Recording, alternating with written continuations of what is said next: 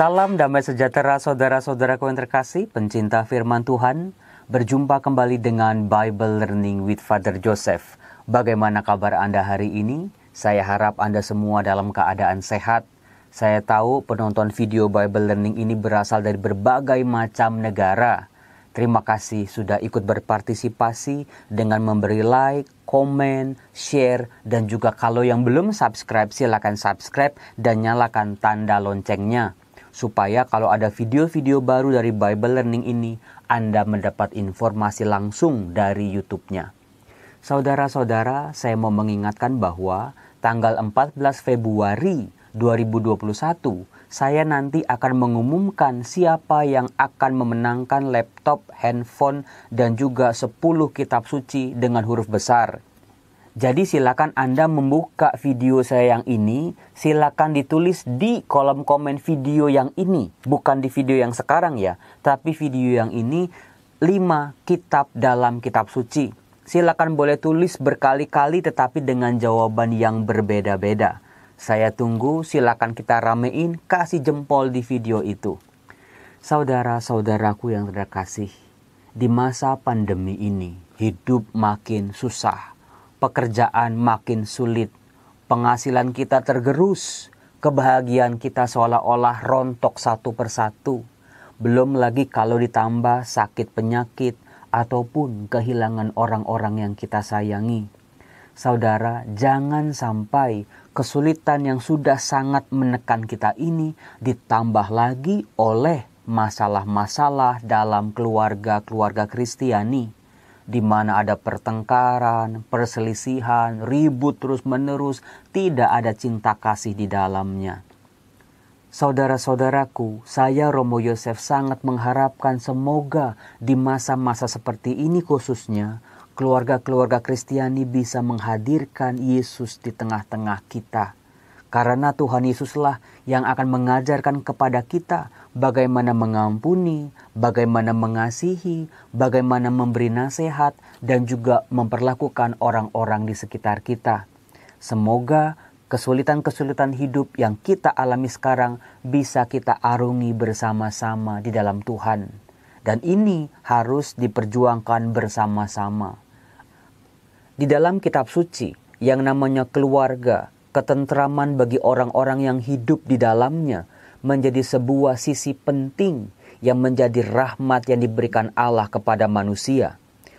Maka dari itu, dalam Amsal bab 17 dikatakan beberapa hal penting untuk hidup berkeluarga.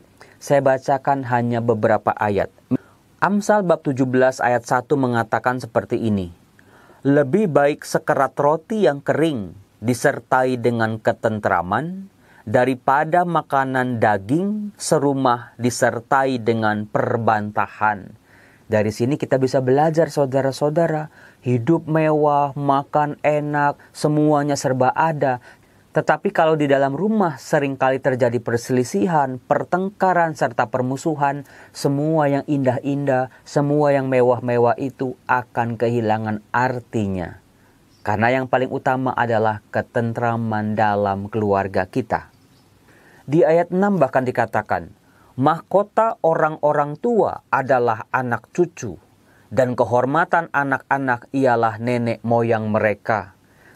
Saudara-saudaraku, dari ayat 6 ini mau dikatakan bahwa yang namanya tugas untuk memperjuangkan kebahagiaan, ketentraman, menjaga nama baik keluarga, itu adalah tugas semua anggota keluarga. Baik yang tua maupun yang muda, orang tua maupun anak-anak. Akan sangat membahagiakan kalau anak-anak bisa menjaga kehormatan orang tua mereka dan juga akan sangat luar biasa lagi kalau orang tua ini bisa dibanggakan oleh anak-anak mereka. Dibanggakannya bukan karena punya duit, punya rumah, punya warisan, tetapi nilai luhur yang diwariskan orang tua kepada anak-anaknya.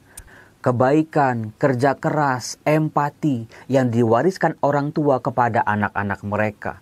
Itulah yang akan sangat membekas di hati setiap anak. Di ayat 21 dan 25 dikatakan begini. Siapa mendapat anak yang bebal, mendapat duka. dan ayah orang bodoh tidak akan bersuka cita. Anak yang bebal menyakiti hati ayahnya dan memedihkan hati ibunya. Jadi di sini saudara-saudara mau ditekankan bahwa yang namanya orang bebal ataupun orang bodoh, orang pintar ataupun orang berhikmat tidak ada kaitan langsung dengan prestasi-prestasinya di sekolah atau bagaimana dengan harta kekayaan anak-anak. Tetapi di sini mau dikatakan bahwa orang pintar, orang berhikmat itu adalah orang-orang yang berusaha untuk tidak menyakiti hati ayahnya ataupun membuat sedih hati ibunya. Nah, saudara-saudaraku yang terkasih, nasihat-nasihat dari kitab Amsal itu menghantar kita pada tokoh kita yang ke-9 di tahun refleksi ini. Tokoh ini adalah seorang laki-laki. Kebetulan dia seorang ayah, mempunyai 2 orang anak. Pada suatu ketika, kebahagiaannya, ketentramannya terusik dengan perubahan sikap dari anak-anaknya.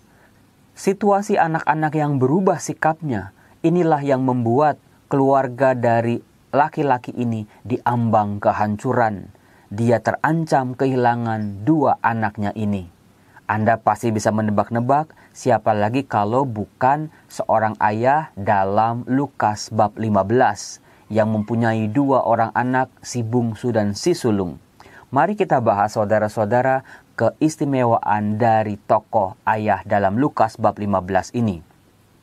Tentang detail perumpamaan ini saya ingat saya pernah membahasnya tahun lalu. Tetapi dalam video ini saya mau menawarkan sesuatu yang baru, inspirasi baru, di mana kita akan berfokus pada figur si ayah. Siapa sebetulnya identitas dari tokoh ayah dalam Lukas 15 ayat 11 sampai 32. Saudara-saudara, seringkali kita hanya menangkap, ayah yang baik dalam Lukas bab 15 ini adalah figur Allah. Allah yang maha pengasih, Allah yang maha pemurah, Allah yang mencintai kita sebagai anak-anaknya. Tetapi saudara-saudara, kekasan dari perumpamaan Yesus adalah open ending. Open ending itu artinya gini, Tuhan Yesus tidak memaksakan dalam kisah-kisah perumpamaannya kita harus jadi siapa. Misalnya, perumpamaan tentang jenis-jenis tanah, tanah baik, tanah berbatu-batu, tanah bersemak duri, ataupun di jalan. Tuhan Yesus tidak memaksa kita untuk menjadi jenis tanah yang mana. Semua itu pilihan kita, ditutup dengan terbuka, itu yang namanya open ending. Kemudian juga misalnya dalam perumpamaan orang Samaria yang baik hati, kita sebagai pembaca kitab suci tidak didikte oleh Yesus kita itu mau seperti siapa. Mau jadi imam, mau menjadi orang Lewi, atau mau jadi orang Samaria. Hal itu dialami oleh seorang ahli Taurat dalam perumpamaan orang Samaria itu. Yesus tidak memaksa si ahli Taurat yang bertanya kepadanya, siapakah sesamaku manusia? Tetapi dengan perumpamaan yang dijabarkan, Yesus menawarkan sebuah pilihan kepada si ahli Taurat ini. Dan juga si ahli Taurat dibimbing oleh perumpamaan Yesus sampai pada akhirnya dia mampu menjawab dari hati nuraninya. Nah, hal yang sama sebetulnya bisa kita terapkan juga dalam Lukas bab 15 ayat 11 sampai 32 ini, yaitu tentang perumpamaan anak yang hilang. Dengan kekasan open ending ini atau akhir yang terbuka ini, sebetulnya si tokoh ayah ini bisa jadi siapa saja. Tidak melulu hanya diterapkan kepada Allah. Bisa juga kepada saya, kepada Anda, ayah, ibu, anak-anak, siapapun kita. Kita diajak untuk menjadi manusia, diri kita yang memiliki hati seperti seorang bapa dalam Lukas bab 15 ini. Mengapa saya katakan demikian saudaraku? Karena sejak ayat 11, ketika Yesus memulai memperkenalkan si tokoh ayah dalam kisah ini, digambarkan tokoh ini memang multitafsir. Si tokoh ayah ini digambarkan oleh Yesus hanya sebagai seseorang. Nggak pakai nama, nggak pakai alamat dia tinggal di mana, nggak pakai dia dari suku apa, nggak disebut dia pekerjaannya apa, tidak disebut statusnya dalam masyarakat apa. Hanya digambarkan dengan seseorang.